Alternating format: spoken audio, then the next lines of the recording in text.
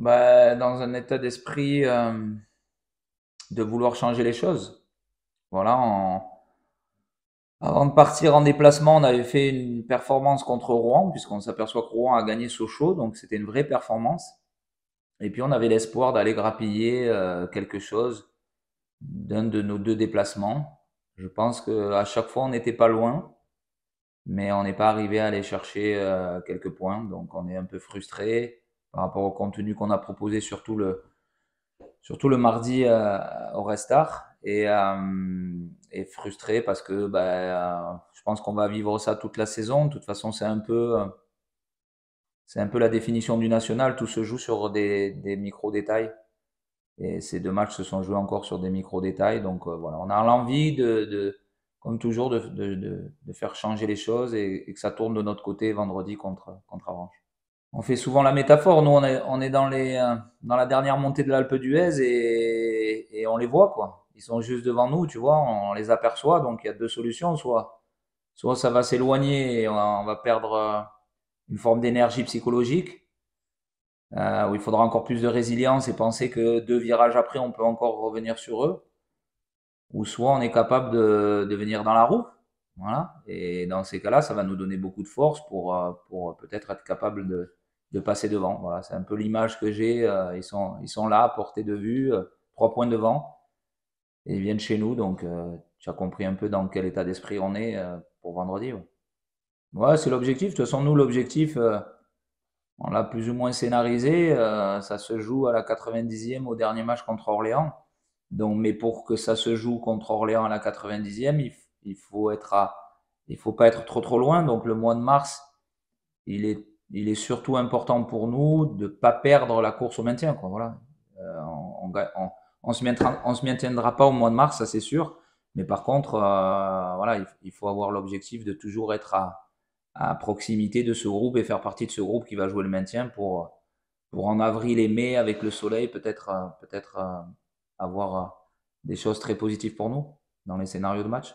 Ouais, on a même on a affiché un article comme quoi en fait l'histoire en fait on est allé dans le futur et on a vu que ça se jouait à ce moment-là, donc on l'a bien voilà, en visuel les joueurs l'ont régulièrement, voilà, pour que vraiment on s'imprègne, parce que pour nous c'est une saison où le club peut rentrer dans l'histoire comme l'an dernier. Et donc, tu rentres pas dans l'histoire par de la normalité, avec de la facilité. Quand tu veux écrire l'histoire, c'est toujours très complexe, avec des scénarios qu'on n'a pas imaginés, avec plein de choses imprévisibles, improbables. Et donc, notre saison, on a envie qu'elle se termine et que le jour où on va se retrouver à rentrer sur la pelouse du stade Ludovic Joly, on ait la possibilité de jouer le maintien sur ce dernier match contre Orléans. Oui, c'est un vrai objectif pour nous et ça sera une vraie fierté. Et de le faire. Voilà. Mais pour ça, il y a des étapes avant. Avranches en fait partie. Pour continuer à y croire. Voilà, pour continuer à y croire. Mais déjà, tu as vu la présence de Shafik qui est là à mes côtés. Donc, c'est une bonne nouvelle pour nous. Ça veut dire qu'il est prêt à combattre avec ceux qui ont combattu sur les derniers matchs et de nous amener ce qui faisait sa grande qualité, la plus-value qu'il faisait à nos actions collectives. Il bonifiait nos actions collectives en étant efficace sur les derniers matchs, puisqu'il est, si je ne me trompe pas, Chafiq, il était à un but par match sur les derniers matchs. Donc voilà, on en est content. On va perdre Romain Comé parce qu'il va être suspendu sur ce match. Et après, on attend demain pour savoir réellement si Thibaut Rambaud et Bouba Camara peuvent incorporer le groupe. Mais je pense que voilà au rayon nouveauté ce qui peut se passer vendredi dans le groupe. Bah, nous, c'est parce que aussi on a eu une hécatombe de blessés malheureusement, et ce qui a fait, mais après les collègues aussi ont bien répondu. Après, on a toujours ce manque de réussite un peu, et après, bah, faut aussi gommer nos détails. Ça joue, comme le coach il dit, ça joue souvent, les matchs se jouent souvent à des micro-détails, et aujourd'hui on travaille chaque jour à l'entraînement pour les gommer justement. Bah après, moi, les nouveaux, j'ai pas eu la chance d'encore de jouer avec eux. Donc je reviens tout juste et je me blesse directement à Dijon. Donc si je me trompe pas, les nouveaux, ils étaient pas encore là. Donc là, en fait, je reviens, en fait, je me remets dans le bain petit à petit. Et voilà. Bah, pour moi, c'était compliqué parce que quand on est blessé, c'est vrai que c'est toujours compliqué pour un footballeur. Donc en fait, on est là sans vraiment être là.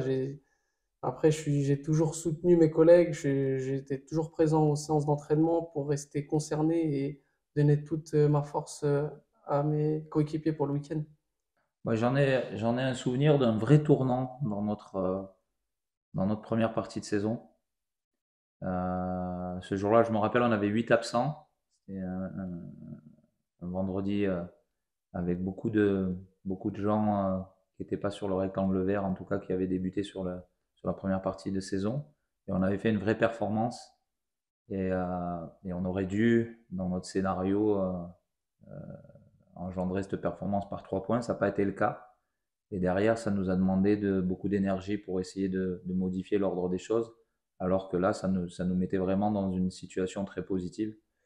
Donc on a sûrement l'envie que ce tournant de la première partie de saison qui nous a... Voilà, c'est là où on est rentré dans une forme de grande adversité. Ben, on a l'envie de se souvenir que peut-être sur la deuxième partie de saison, ça sera aussi un tournant de la saison qui nous permettra d'espérer un moment incroyable. Voilà, c'est surtout ça. Et ensuite, pour répondre un petit peu à Clément sur les problématiques de décembre, voilà, ça fait partie d'une problématique de club. Moi, je trouve que le collectif progresse. On va au Mans, on a 16 centres, 10 phases de déséquilibre, on a des situations pour marquer. Et pourtant, il y a beaucoup, beaucoup d'absents. Voilà. Mais je trouve que l'équipe répond dans l'état d'esprit, dans la mentalité.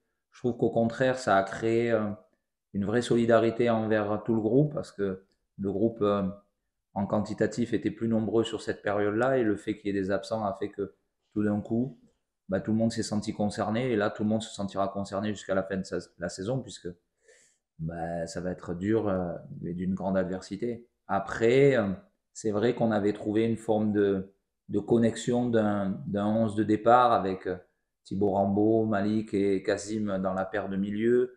On avait Thibaut Lemaître avec Shafik. C'est vrai qu'on avait trouvé une forme d'équipe qui, en tout cas, dans les connexions collectives, était assez efficace avec la victoire à Nîmes et contre Versailles. Voilà. Mais ça fait partie d'une saison et peut-être que cette connexion va revenir au moment, à mois d'avril, au moment où ça sera décisif et on sera de nouveau efficace. Donc il faut voir les choses positivement, être calme, rester très serein, se dire qu'on est dans la bataille et qu'il faut être très résilient surtout, voilà, et persévérant. Ça, c'est la clé d'un maintien, je pense.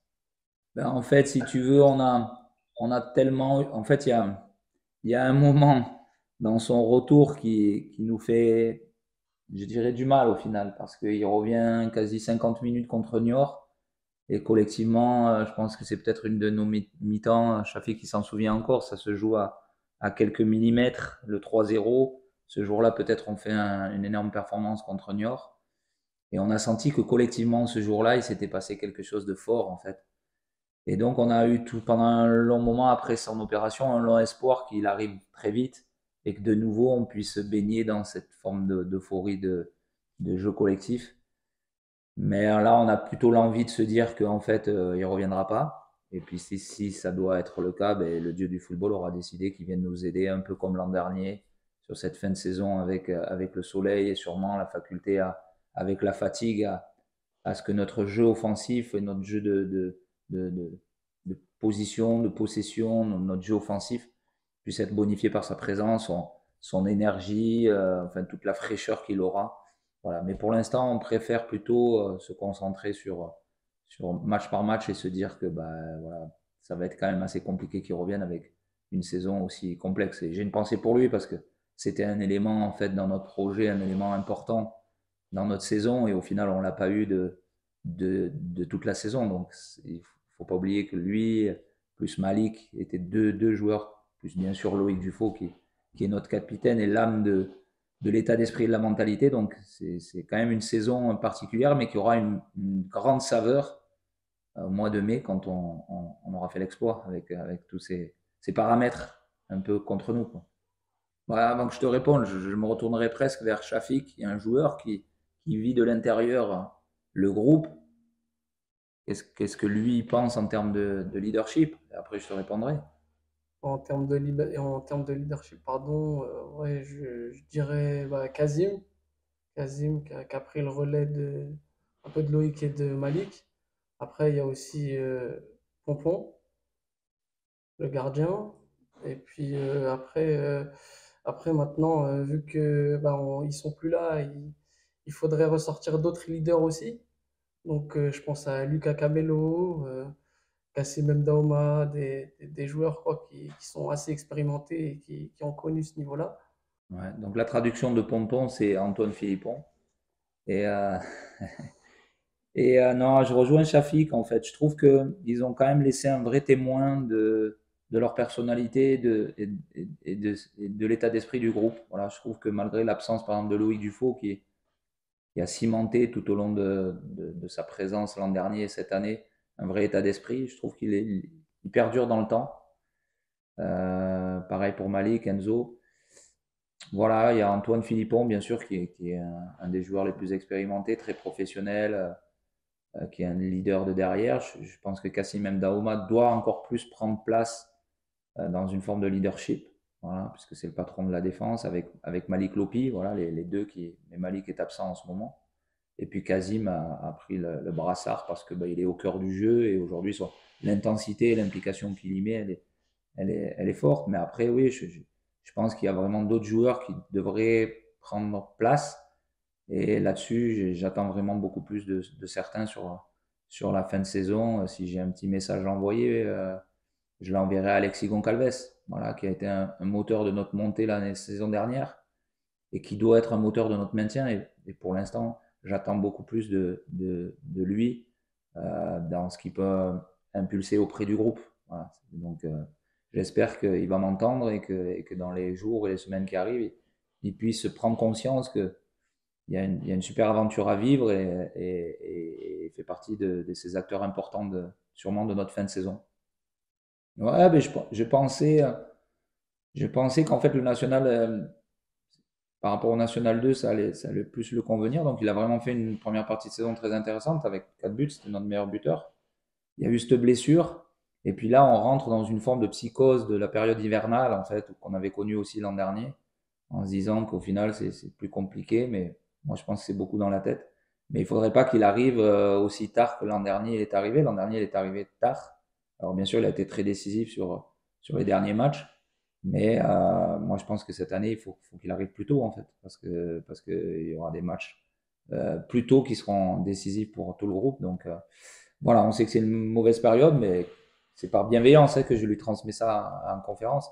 C'est parce que je sais tout ce qu'il peut apporter offensivement à notre groupe. Et pour l'instant, on en est frustré, très frustré. Mais Thibaut, il est en séance, alors il y a une forme de complexité.